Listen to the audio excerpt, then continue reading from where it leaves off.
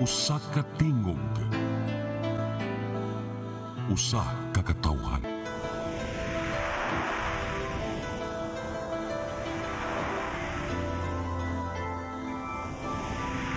Cebu Catholic Television Network.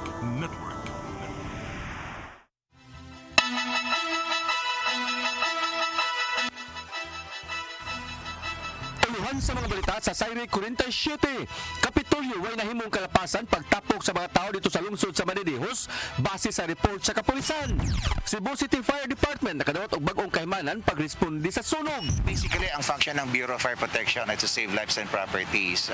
Yun ang primordial duty, yung activity ng Bureau of Fire Protection. Dakbayan sa Lapu-Lapu na malit og bag-ong duha ka jet ski aron maggamit sa kalamidad.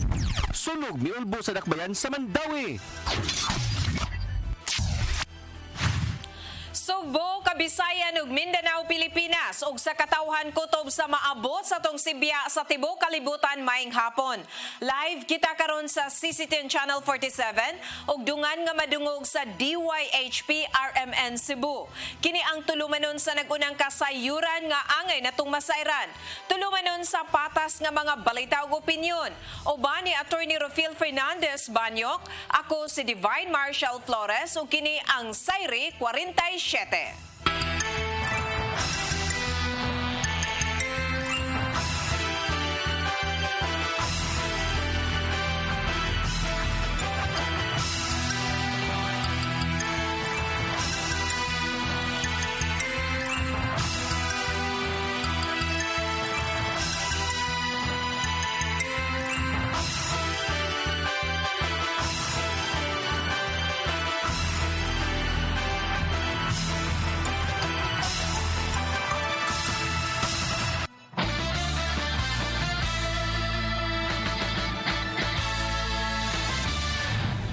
Way nakitang kalapasan ang kapulisan sa probinsya sa Subo bisan pa sa panagtapok sa bagang duot sa mga tao nga misaksi sa Suroy-Suroy Subo didto sa lungsod sa Madridejos, isla sa bantayan ni adtong milabayng semana. Matod ni Police Brigadier General Ronnie Montejo, ang hepe sa kapulisan sa Central Visayas, nga kini base sa iyang nadawat nga investigation report gikan sa Cebu Provincial Police Office. Matod ni ini nga hapsay ang pagpangandam sa kapulisan o sa lokal nga kagamahanan sa lungsod sa Madridejos apan sa dihang niuwan nagtapok ang mga tao sa usa ka lugar aron mo pasilo nga mo'y nakita sa mga hulagway nga gisaway pag-ayo sa mga netizen. Adunay gihimong coordinating conference ang kapulisan o ang lokal nga kagamahanan sa isla sa Bantayan sa wa pa ang adlaw sa Suroy-Suroy sa Subo nga gipanguluhan ni Gobernador Gwendolyn Garcia. Giduso na usab ni Montejo ang maong investigation report ngadto kang PNP Chief Police General Dibol Sinas nga mao usab ang nagmando nga mohimog investigasyon ang kapulisan.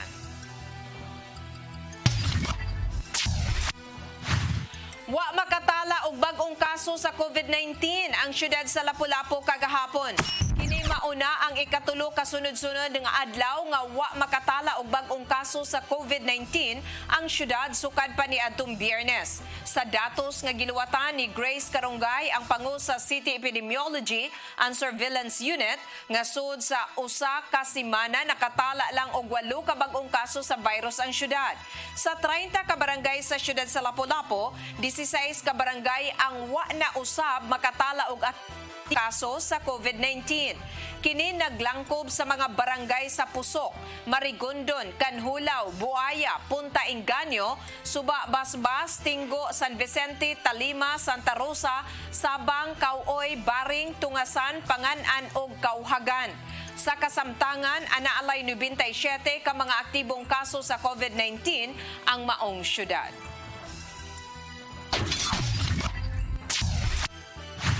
Si Cebu City Councilor Dave Tumulak padayong mipahimangno sa mga Subuanon nga ipatuman ang health protocols kun motambong og misa di Gallo. Kini aron malikayan ang pagtinakdanay sa coronavirus disease kun 2019 ug magmalampuson ang kasaulugan sa Pasko. Ang kasayuran ni haton ni Decime Padilla.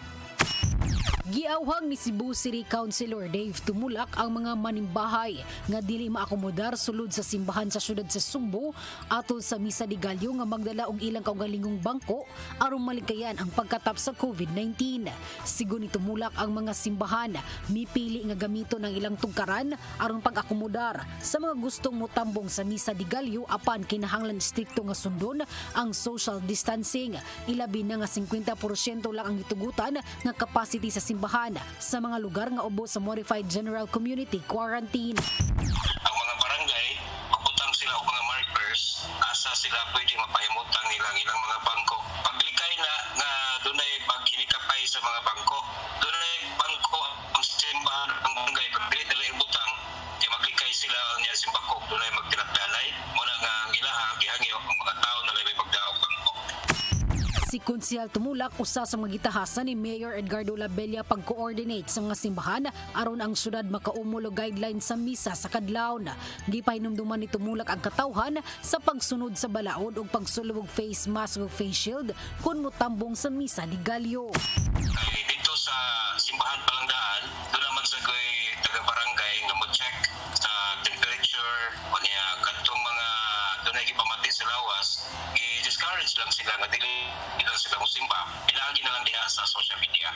Kaya mag-live streaming man ang mga tanang simbahan sa ilang mga santos nga misa. Sigun sa konsehal ang mga simbahan mohimo og live streaming aron ang ubang mga manimbahay ilabi na ang bedridden, senior citizens ug katong mga dili pwede makagawas makatambong sa misa de Gallo nga dili na kinahanglan mobiya sa ilang panimay. Dugang sa konsehal nga dunay delay unya sa paggawas sa mga manimbahay tungod kay nauyunan nga ang pagbiya buhaton kada row. Desime Padilla, CC10 News. Ang Department of Social Welfare and Development kun DSWD mi klaro nga ipaubos pa nila sa validation katong lista sa mga poor households nga ilang gipaskil sa mga barangay hall. Kini subay na sa pagpatuman sa syudad sa listahan kun sa listahan sa maong listahan. Ang kasayuran ihatod ni Fach Anthony Enzo. Giklaro sa Department of Social Welfare and Development kung DSWD-7 nga initial pa lang nga lista sa third round sa listahan ng 3 kadto mga lista sa poor households nga gipaskil kadto sa mga barangay hall. Nasayran nga ang mga pangan nga naapil sa lista ipaubos pa kini sa validation sa ahensya aron pagsiguro nga kompleto, accurate ug reliable ang resulta sa ilang listahan ng 3 database. Suma ni DSWD-7 Regional Director Rebecca Gemala nga ang validation stage sa listahanan maghatag usab kini og hikayon sa publiko aron sa pagsusi sa accuracy sa ilang datos nga nakolekta. Giawhag hinuon ni Gemala kadto mga tawo nga wala ma-assess og nagtuo nga sila kabus og wa maapil sa initial nga lista nga musangat og reklamo ngadto sa ilang barangay o sa lokal nga kagamhanan. Ang Regional Field Coordinator sa listahanan nga si Hilton John Idrial nagkanayon nga sa kasamtangan mikabat na sa 1,200,000 ka mga poor families ang ilang na-assess nga ipaubos sa validation process. Nasayran nga target sa ahensya nga ma-assist sa listahan ng 3 ang maabot sa 1,68,708 ka mga kabus nga pamilya. Mandiyan mo ni siya December of 2020. Pero mauna mo mga paningkamutan pero naamang ito mga challenges karon sa ground.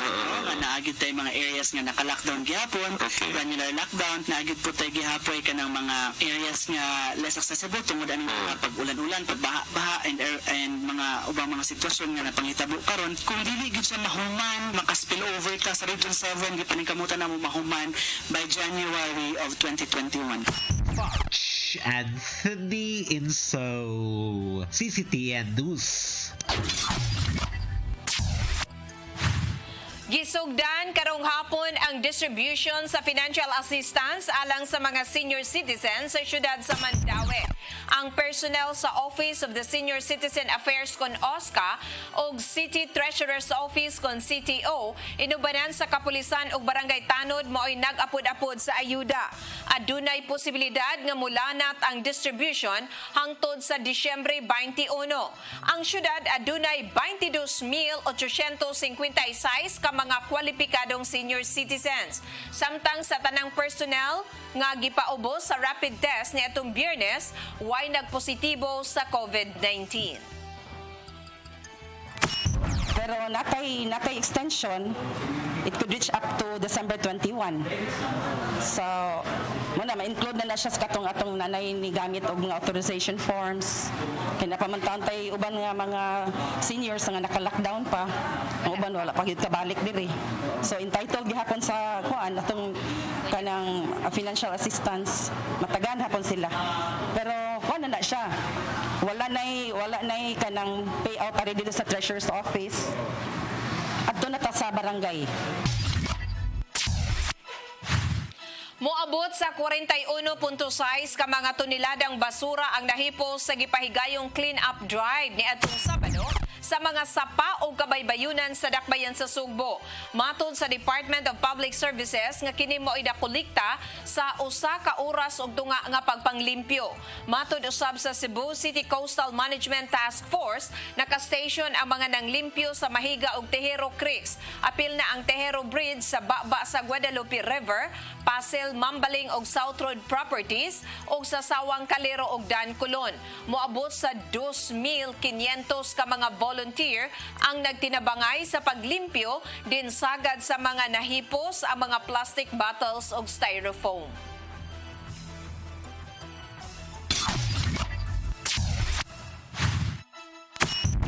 Musunod, Cebu City Fire Department nakadawat og bag-ong kahimanan pagresponde sa sunog. Dakbayan sa Lapu-Lapu ni palit og bag-ong duha ka jet ski aron magamit sa kalamidad. Kana og uban pa sa atong pagbalik sa Sayre 47.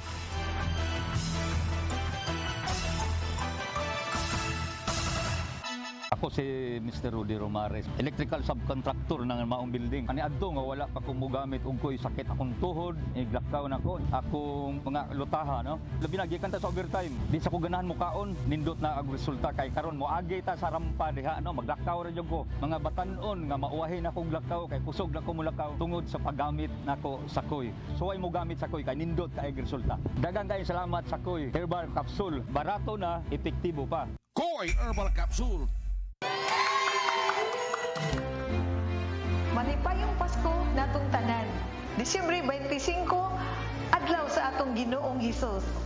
Alang nako, gisaulog ko ang Pasko matag adlaw.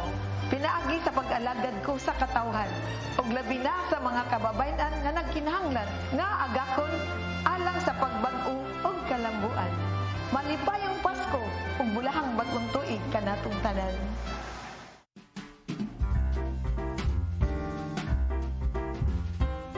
May gala, kini si Andy Manatad sa Air Marine Insurance Broker o sa mga empleyado nini nga mao sila si Yenyen Coliflores Lopez, Neil Padilla, Tata Chavez, Vicky Manggubat, Lady Siri Pascua o Ginami Manatad o usab sa Irma Global Enterprises Incorporated nga gipanguluhan sa atong Chief Operating Officer nga si Brad Raul Suerte ug usab sa Technical Department nga si Engineer Ruel de la Torre ug kaming tanan moingon kaninyo og malipayong Pasko ug bulahang bagong tuig. Daghang salamat.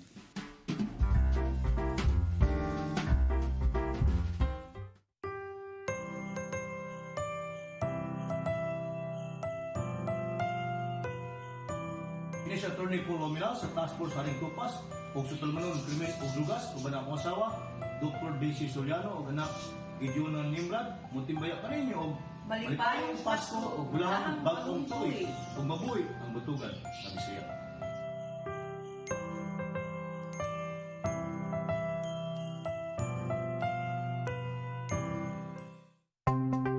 Discover the beauty of the Philippines.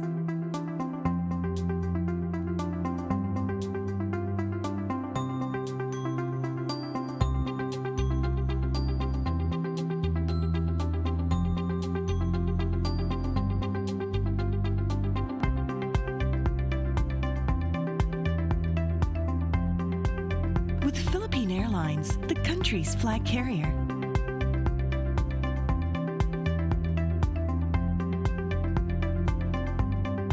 The airline that lets you feel the warmth of the nation.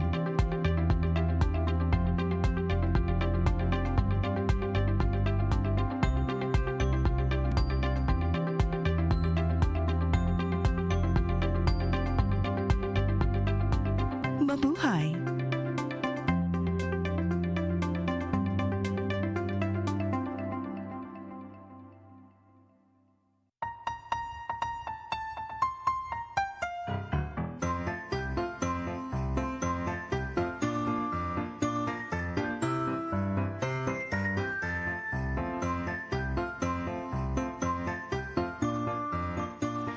Hi! Hello! Sa ngalan sa Happy Hearts Marketing, Hildy Grace Townhouses o sa Biotrof Herbal Products ug ingon man sa akong tibok pamilya, ako nang hinaot kaninyong tanan og Merry Merry Christmas and a Happy New Year! Merry Christmas! Happy New Year! Happy New Year!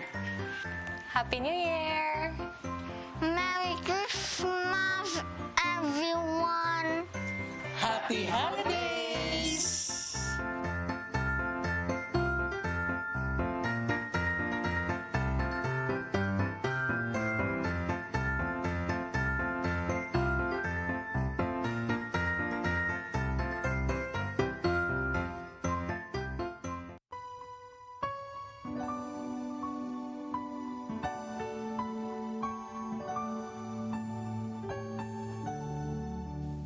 Apan pag-abot na sa hustong panahon, gipadala sa Diyos ang iyang anak. Miyani siya ingon nga anak sa tawhanong inahan. Galatia 4:4. Pag-abot sa hustong panahon, kini mo ang hulagway sa nahitabong milagro sa Pasko. Busa, may nungdanon ang pagpangandam. Kinanglan nga kita makita ug masinati gyud nato ang milagro sa Pasko, taliwala ni mga pagsuway sa tubang karon. Busa dili nato ibuwag ang atong pagtutok nganha kang Hesus nga mao ang kahayag. Ug ang mayong malita mao kini. Si Hesus moabot kayon sa insaktong panahon. Sa panahon nga gikinanglan nato siya. Ug uban sa mga anghel ug tulo ka hari miyukbok kita ug muluhod. Aron daygon ug himayaw nato ang natawo nga hari sa tanang hari, ang atong manunubos nga si Jesus. Uban sa akong banay ug sa tibok CCTN ug Voices of Love Family, kini inyong Tatay Dodong, manghinaot kaninyo ug usa ka malipayong Pasko ug bulahang bag-ong tuig. Shalom.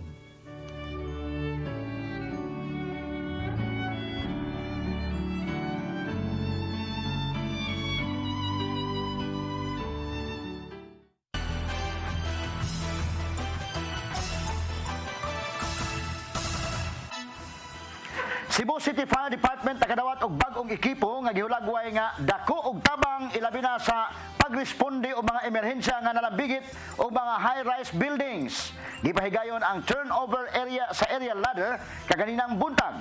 Ang kasayuran ihatod ni Decime Padilla.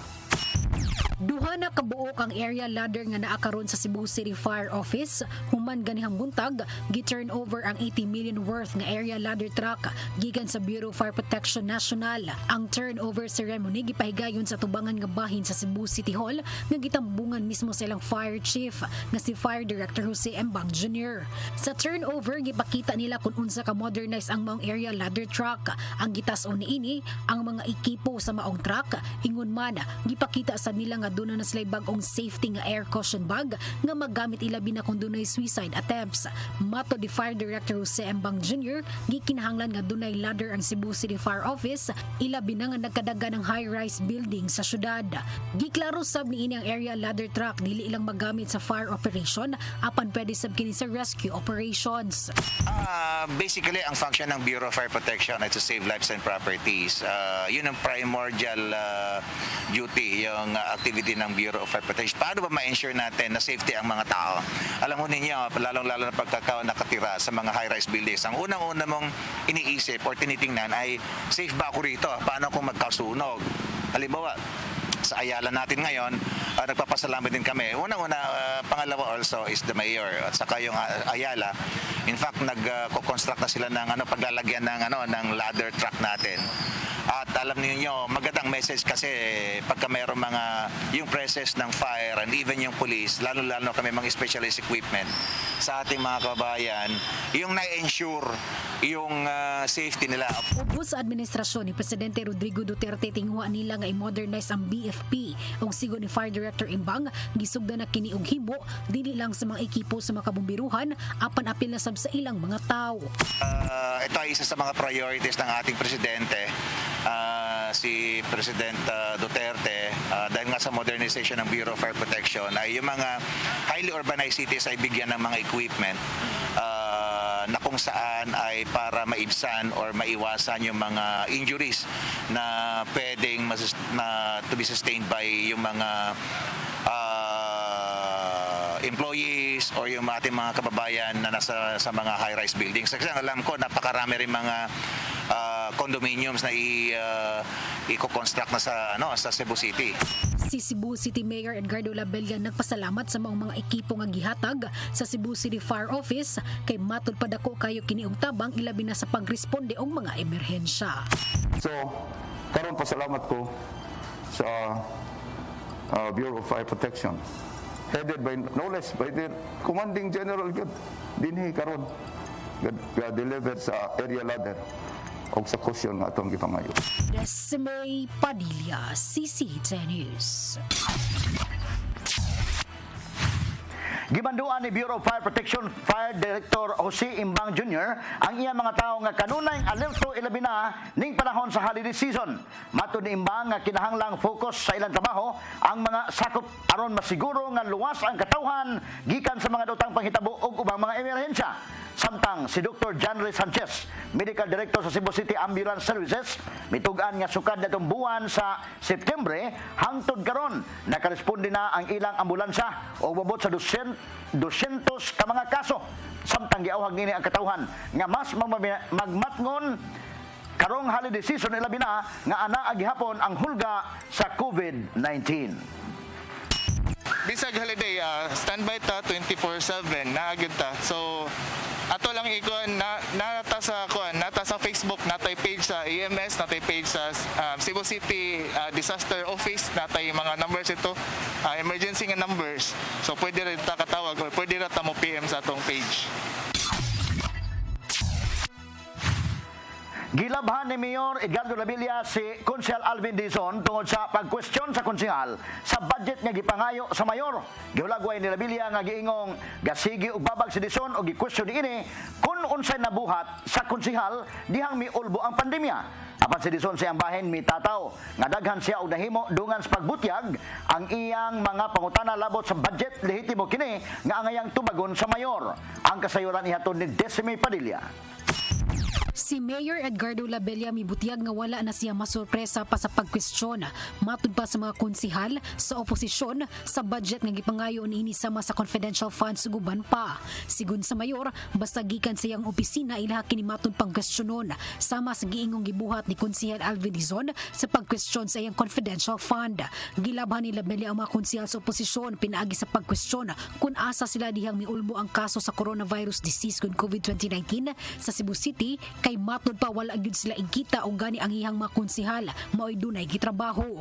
Gihulagway sa mayor ang mga konsehal sa oposisyon nga usa ka agukoy nga hadlukan og sigilang matud pa og pandaot. Muna nga kining ilang actuation, it reminds me of the agukoy. Nga naa gani gikadlukan sok-sok sa lungag. Iniglakaw na silang gikadlukan mo pa ipanggawas. Muna sila karon pertinang sa baa. Where were they when we were fighting hard with this pandemic? Apan si Konsehal Alvin Dizon sa iyang bahin mitataw nga duna siya nahimo usa na niining pagpasarog legislative measures isip tubag sa pandemya. Sigun sab ni Dizon, ang ayan mahinumdum ang mayor nga ang konseho kundiin sakop siya mo'y naghatag sa executive department og budget aron pagtubag sa COVID-19 pandemic kundiin ang konseho ni gahinog 3.5 billion pesos. Gimugatan sa konsehal ang iyang mga pangutana lehitimo ug ang ayan tubagon sa mayor.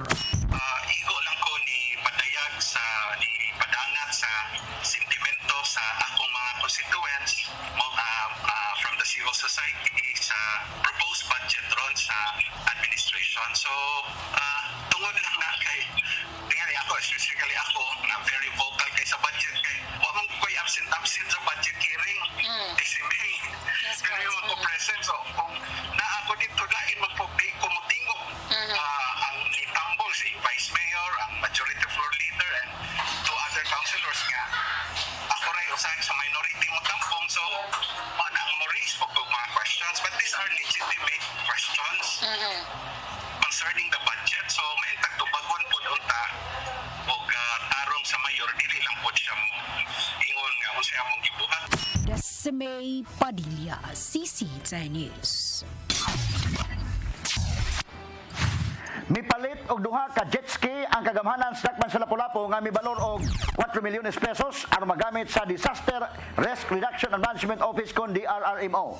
Matud ni Nigel Banasya, ang pangu sa DRRMO sa syudad sa Lapu-Lapu nga gawas sa jet ski, plano usab sa syudad nga mapalit og speedboat aron magamit nga sea ambulance alang sa mga pasyente nga gikan sa isla sa Olango og sa kinahanglan nga ibalhin kini sa mga tambalanan sa mainland. Gidugang ni Banasya nga nagplano usab sila sa pagpalit og pambot sa sunod tuig aron magamit sa mga relief operations dito sa isla sa Olango. Iyang gidugang nga gikatakda usab ang syudad nga mo-hire og dugang DRRMO personnel nga ilang i-assign ngadto sa isla sa Olango.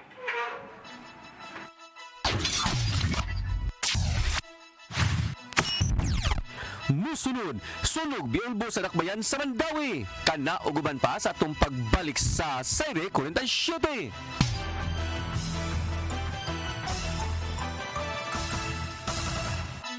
Ako si Gumersindo Alforque Rivera, ako asawa ni Tagas Fernando. Nadto una, sakit ang kalawasan. Kaya ako manggibintin ang koy, nawa na tanan, nakaayos ang mong balatian. Barato na, epektibo pa. Koy Herbal Capsule.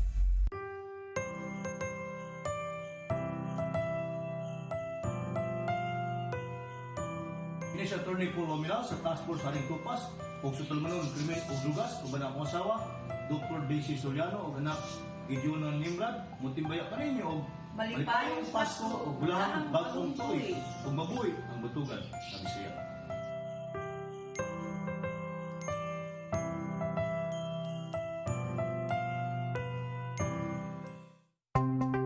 Discover the beauty of the Philippines.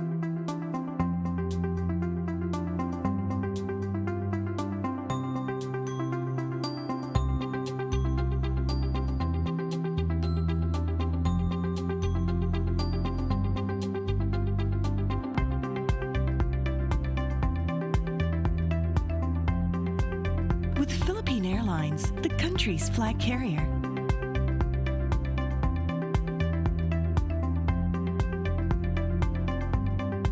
The airline that lets you feel the warmth of the nation.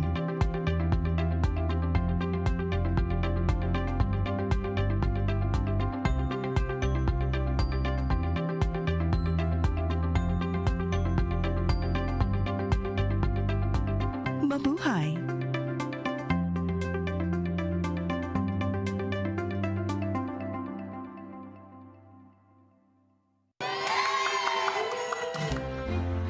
Malipayong Pasko natong tanan. Disyembre 25, adlaw sa atong Ginoong Hesus. Alang nako, gisaulog ko ang Pasko matag adlaw. Pinaagi sa pag-alagad ko sa katawhan ug labi na sa mga kababayan nga nagkinahanglan nga agakon alang sa pagbag-o ug kalambuan. Malipayong Pasko ug bulahang bagong tuig kanatong tanan. Ako si Mr. Rudy Romares, electrical subcontractor ng maong building. Ani adto nga wala pa ko mogamit og koy sakit akong tuhod, iglakaw na ko. Akong mga lutaha no. Labi na gikan ta sa overtime. Di sa ko ganahan mo kaon, nindot na ang resulta kay karon mo agi ta sa rampa diha no, maglakaw ra jud ko. Mga batan-on nga mauwahi na kog lakaw kay kusog na ko mulakaw tungod sa paggamit nako sa koy. So ay mo gamit sa koy kay nindot kay resulta. Daghang kay salamat sa koy Herbal Capsule. Barato na, epektibo pa. Koy Herbal Capsule.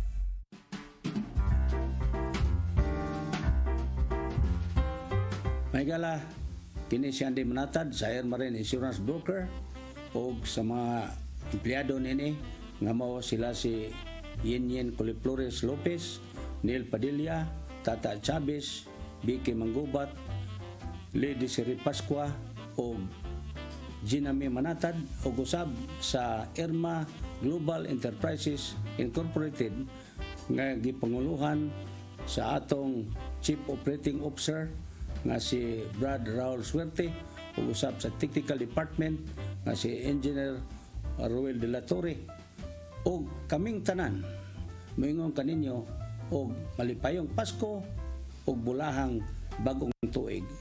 Daghang salamat.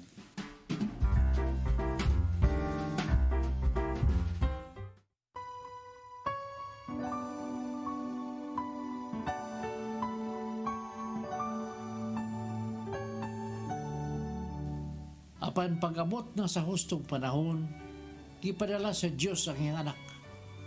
Miyani siya ingon nga anak sa tawhanong inahan.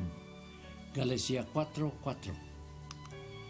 Pag-abot sa hustong panahon, kini mo ang hulagway sa nahitabong milagro sa Pasko. Busa, may nungdanon ang pagpangandam. Kinanglan nga kita makita ug masinati gyud nato ang milagro sa Pasko, taliwala ni mga pagsuway sa tungyatubang karon. Busa dili nato ibuwag ang atong pagtutok nganha kang Hesus nga mao ang kahayag. Ug ang mayong malita mao kini. Si Hesus moabot kayon sa insaktong panahon. Sa panahon nga gikinanglan nato siya. Ug uban sa mga anghel ug tulo ka hari miyukbok kita ug muluhod. Aron daygon ug himayaw nato ang natawo nga hari sa tanang hari, ang atong mananubos nga si Jesus. Uban sa akong banay ug sa tibok CCTN ug Voices of Love Family, kini inyong Tatay Dodong, manghinaot kaninyo ug usa ka malipayong Pasko ug bulahang bag-ong tuig. Shalom.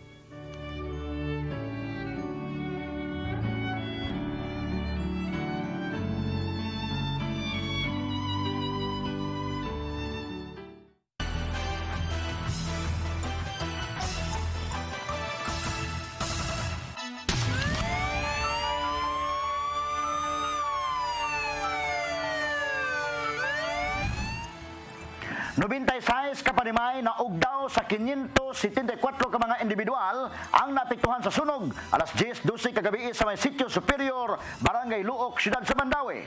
Ang kasayuran ni hatod ni Mary Rose Sagarino.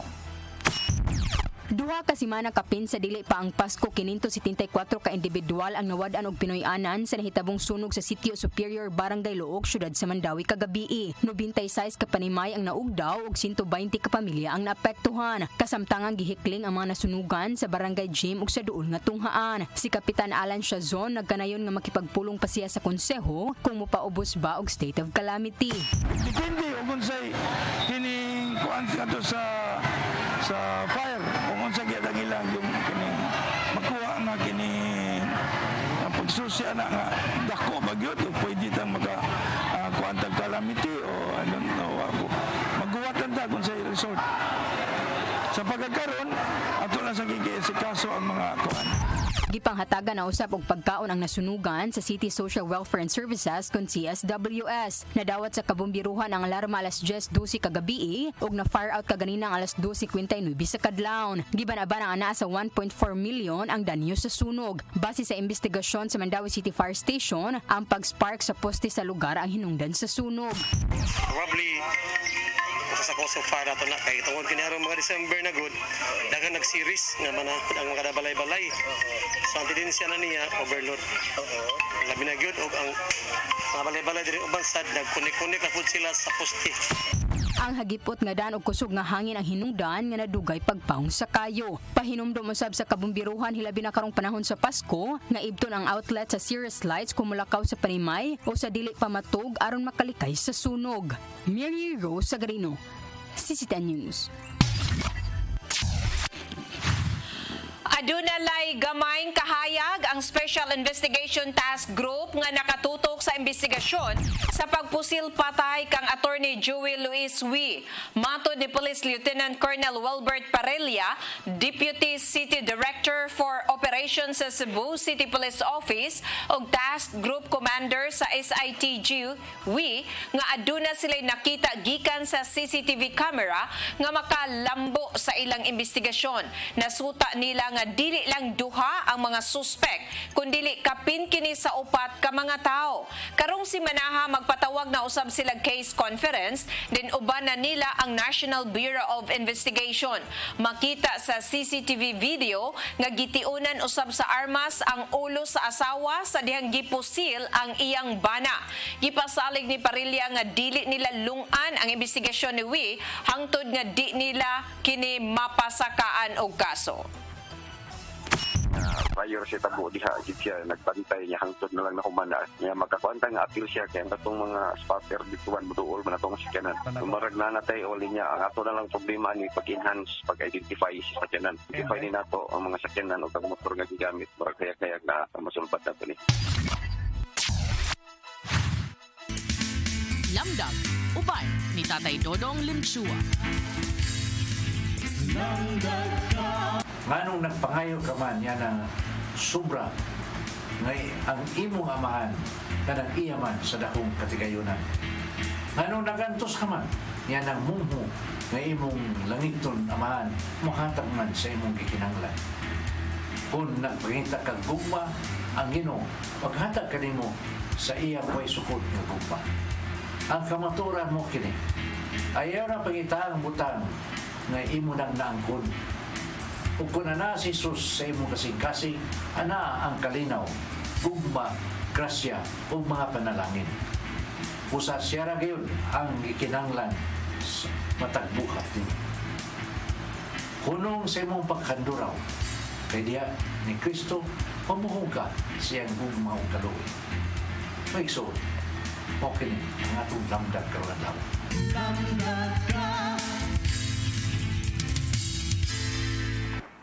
Mga naglangkap sa mga balita dinhi sa Sayre 47, ako si Rufil Banyo. Ako sab si Divine Marshall Flores. Sa dili pa ang countdown paniro og ma-holiday ta no? Immaculate Conception no? December 8. So og mga adlaw holiday ta pero mag-uban gihapon ta dinhi sa atong tulumanon. Og sa atong Christmas countdown 18 na lang ka adlaw ang atong paaboton Pasko na.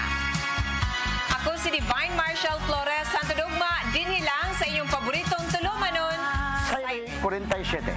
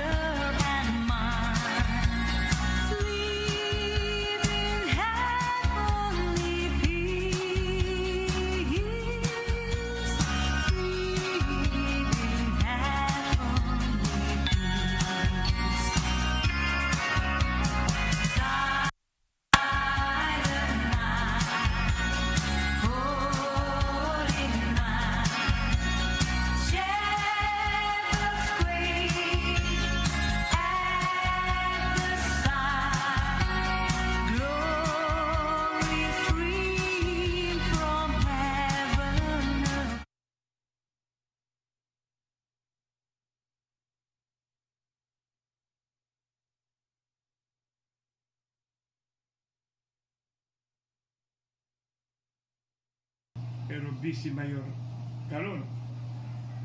I am here being a part of the Oasis of Love, also greeting Nanay, of course Tatay Dodong, Nanay Dayan. However, being in this station now, I take the pride of